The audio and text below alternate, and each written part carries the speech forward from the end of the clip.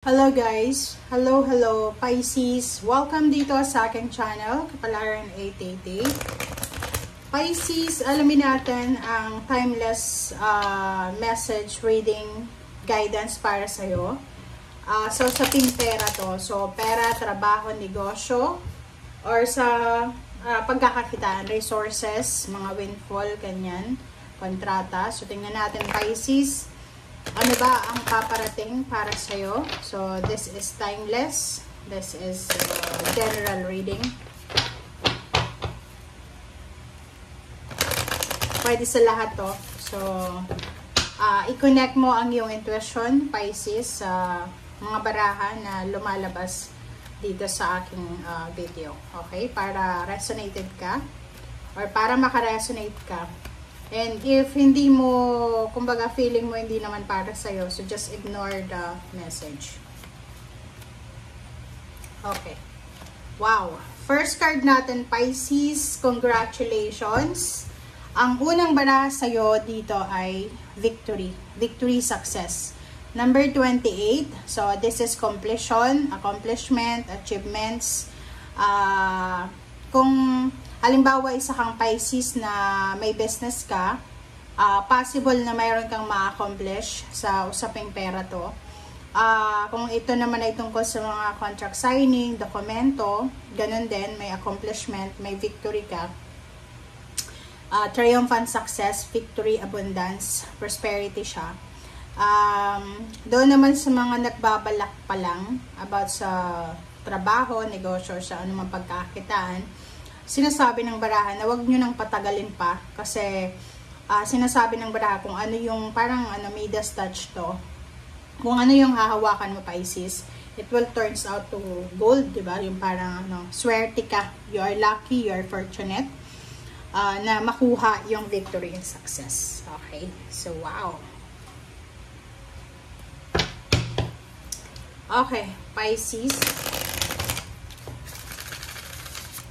Tingnan natin dito sa second deck mo kung anong message na para sa'yo. Money, career, financial reading. Money, career, financial reading. Money, career, financial reading.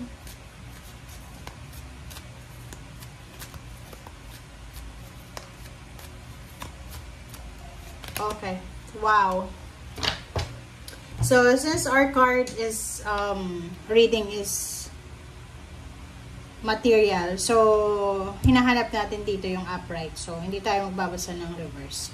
Okay, 6 is balance, material and spiritual prosperity. So, same with the first deck.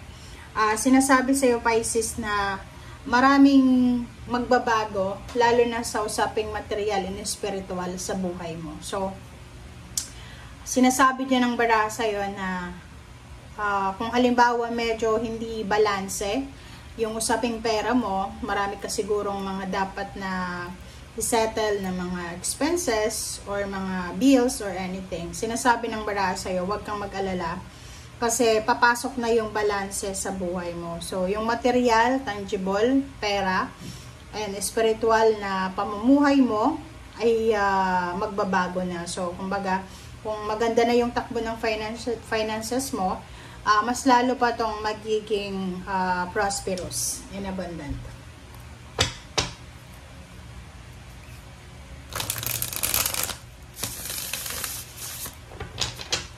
Okay, Pisces.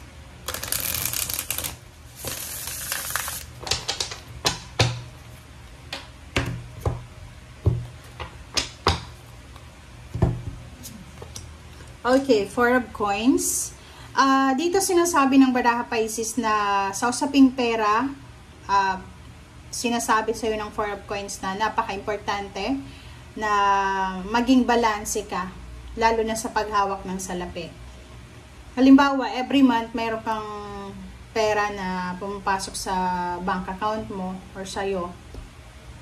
Make it sure na meron kang mga parts ng pera na yan na natatanggap mo na nilalaan mo sa bangko for savings or for rainy season. So, 4 of coins, sinasabi ng baraha, may pera ka man or wala, prosperous ka man or abundant ka man sa pera, huwag mong kakalimutan na mag-save ng pera. i-manage ng tama yung salapi, and huwag magsasayang ng pera. Okay, Six of Swords. Sinasabi ng baraha sa'yo dito na Pisces, siguro kinakailangan mong mag-ipon ng pera para sa paglilipat. Like for example, gusto mong lumipat ng bahay, gusto mong lumipat ng bansa, so kailangan mo ng pangbayad sa plane ticket, diba? And yung mga expenses, so sinasabi ng baraha dito, may mga Pisces na posibleng sila ay nagsisimula na mag-ipon ng pera, magtabi ng pera para sa, like for example, pagbili ng sasakyan. Maybe sasakyan siya, yung Six of Swords, maybe gusto mong bumili ng sasakyan, sira na yung sasakyan mo, gusto mo ng bago, or posibleng bibili ka ng plane ticket, or pwedeng gusto mong lumipat ng bahay, or mag-relocate ka, magta-travel ka, so kailangan mo ng pera for expenses. Okay, the Emperor, this is authority. Sinasabi ng baraha sa'yo dito, Pisces, na posibleng may mga Pisces na may mga additional income, additional payments, payouts na darating sa inyo sa mga susunod na buwan, lalo na next year, 2026. So, dito sa Emperor na to, kung may mga Pisces dito nag-aantay ng kanilang salary increase or yung pagtaas ng posisyon sa trabaho or yung negosyo nila mag-level up, sinasabi ng baraha dito na huwag kang mag-alala kasi parating na. Okay? Parating na ang level up, ang empowerment na pwedeng matagal na hindi natutuloy. Like eto, halimbawa, Emperor and Hangwoman, lalo sa mga babaeng Pisces, kung halimbawa, ang tagal nyo nang naghihintay para sa promosyon nyo sa trabaho, like yung iba, may business ka, gusto mo ng another branches, pero hindi ka pa nakakapag launch ng another branch kasi kulang ka pa sa pera or sa wala pang investment. So, dito sinasabi ng baraha na you're lucky, you're fortunate, you're blessed because bibigyan ka ng pagkakataon ng universe na makapili talaga.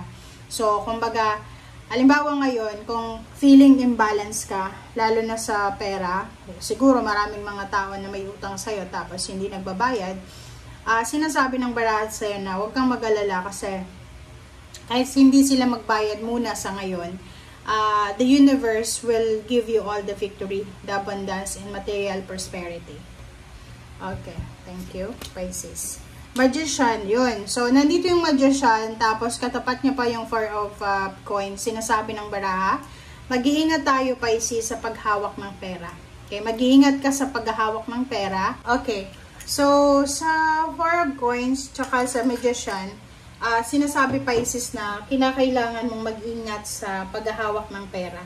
Kasi yung Magician, since pera yung pinag-uusapan natin dito, pwedeng ikaw ay, kumbaga, maka-encounter ka, since meron ditong Emperor, maybe you're planning to launch a business or ano pa man, yun nga sabi ko, may mga gusto kayong gawin. Mag-iingat kayo kasi pwede kayong ma-scam, maloko, lalo na sa usaping pera. Pero yung Magician naman, since nandito yung Seven of Cups, sinasabi na pwedeng maraming unexpected na financial growth or financial opening ang pwedeng pumasok sa buhay mo. So, like for example, mga unexpected job offer, business offer, additional work, mga sudden wealth, parang ganon, or unexpected na parang help or money or gift. Okay. Next card natin is King of Coins. So, yung King of Coins ay, since pera yung pinag-uusapan natin, pera, negosyo, trabaho, kontrata, yung King of Coins is, kumbaga, pabor para sa'yo yan, Pisces. Kasi, sinasabi ng baraha sa'yo na kailangan mong maging selfish, lalo na sa usaping pera. Plus, merong Four of Coins tsaka Magician. Ibig sabihin, mag-iingat ka talaga sa paghahawak ng pera. Hindi ibig sabihin, marami kang pera sa ngayon, kailangan mo ng, 'di ba, gumastos ng hindi iniisip kung ano yung dapat gastusin. Yung King of Coins dito, sinasabi ng baraha na bago nakarating yung pera na yan sa pagiging King of Coins, or bago siya naging King of Coins, ay nakaranas siya ng ng Five of Pentacles. Yung Five of Pentacles is scarcity, problema sa pera, poverty, or lahat ng klase ng stagnation sa pera. So, sinasabi ng King of Coins dito na as much as possible, kailangan mong maging matalino sa paghahawak ng pera. Kailangan mong maging matalino sa pag-invest ng pera mo. Kailangan mong maging matalino sa sa management ng kung ano man na resources ang meron ka. Ten of Coins, sinasabi ng baraha sa'yo, yun na nga, unexpected financial wealth, financial abundance, prosperity, diba, victory, lump sum of money. Kung makikita mo dito may Ten of Coins, sobrang daming pera. So, simula ngayong July onwards, sinasabi ng baraha na kung magiging masipag ka, kumbaga itutuloy mo yung proyekto mo, itutuloy mo yung pagiging masipag mo, yung mindset mo, yung manifestation mo, talagang makakarating ka sa pagiging King of Coins and Ten of Coins. Kumbaga, sa buhay ng mga Pisces, walang magic sa usaping pera. Pag masipag yung Pisces, talagang magkakamal siya ng limpak-limpak na salapi. Pero kung tatambay lang yung Pisces, walang papasok na pera sa kanya. Hindi tulad ng iba na zodiac sign na talagang mayroong sila na, like for example, may mga tao na tumutulong sa kanila kahit hindi magtrabaho. So sa'yo, sinasabi ng baraha sa'yo na the more na kumita ka ng malaki, the more na maging masipag ka. Kumbaga, the more na maging successful ka, okay, maging victorious ka, the more na pag-ibayuhin mo yung ginagawa mo. Hindi ka dapat patambay-tambay, hindi ka dapat maging pabaya, or hindi ka dapat maging, anong tawag doon, yung relax lang kasi may kumikita ka na ng pera. Okay, Zero the Fool, and then Two of Swords. So, sinasabi ng baraha sa'yo dito, mayroong mga Pisces na nagbabalak siya. May mga plano siya, like for example, gusto niyang magpatayo ng bahay, yun nga, bumili ng sasakyan, mag-travel, gusto niyang lumipat ng ibang negosyo. Like for example, may negosyo na siya. Like for example lang, meron na siyang parlor. Diba? So, parang mayroon ditong Pisces na gusto niyang itry yung bakery or yung kung ano man niya, grocery or kung ano pa man. So, sinasabi ng barahan na to na yung Zero the Fool, kailangan mo munang pag-isipan ng mabuti. Two of Swords kasi siya. So, ibig sabihin, mag-isip ka ng mabuti, timbangay ng sitwasyon, huwag magpadalos-dalos para hindi ka magsisi sa bandang huli. Okay. Ten of Wands, the Devil, Two of Wands, the Lovers, and Nine of Swords. Okay. So, sinasabi ng baraha sa'yo dito, Pisces, na sa mga susunod na araw, buwan na taon, ihanda mo ang sarili mo kasi magiging sobrang busy ka. The more na maging successful ka, the more na maging mayaman ka, or the more na magiging prosperous ka or victorious, the more na magiging busy ka. The Devil, sinasabi ng baraha na may mga temptation dyan. Like, diba, posibleng nakapag-asawa ka or may boyfriend-girlfriend ka na Capricorn or kung sino man siya na zodiac sign na pwede kang i-tempt niya na may pera ka na naman kakasahod mo lang, so huwag ka munang magtrabaho. So no, sinasabi ng the Devil dito na kailangan mong iwasan yung pagiging tamad.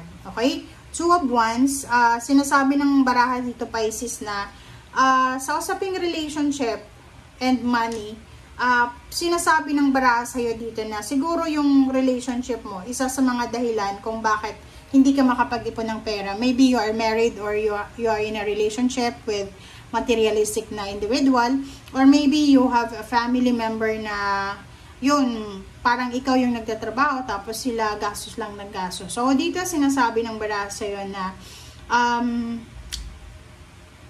kailangan mong maging balanse. Okay? Hindi ibig sabihin na kahit kapamilya mo, spoil mo sila. Yung Ten of Wands, nakikita ko sa'yo dito, overworking, overanalyzing, sobrang stressful yung ginagawa mo. So, isipin mo na sobrang pagod na pagod ka sa trabaho. So, make sure na lahat ng pera na yan na makukuha mo ay may paglalagyan siya. Kailangan mong isave, kailangan mong ilagay sa tamang lugar, sa tamang direksyon. And at the same time, yung Nine of Swords dito, nakikita ko na siguro may mga Pisces dito na you're not lucky na suportado ka ng pamilya mo, ng relationship mo, sa business mo, like, or kung ano pa man. Or, ang pinaka-worst dito, mayroong mga Pisces dito na possible na malaki yung kita mo, mataas yung kita mo kaysa sa asawa mo or sa boyfriend or girlfriend mo or sa pamilya mo, and nakakaramdam sila ng insecurities. Yung parang gusto nila maging submissive ka sa kanila, kaya ang parang yung insecure sila sa'yo yung parang feeling nila, since malaki yung kita mo, malaki yung pinapasok mong pera sa bahay, na-insecure sila sa ganon. Okay? So, sinasabi ng baraha dito na Nine of Swords and the Lovers, Two of Wands, the Devil.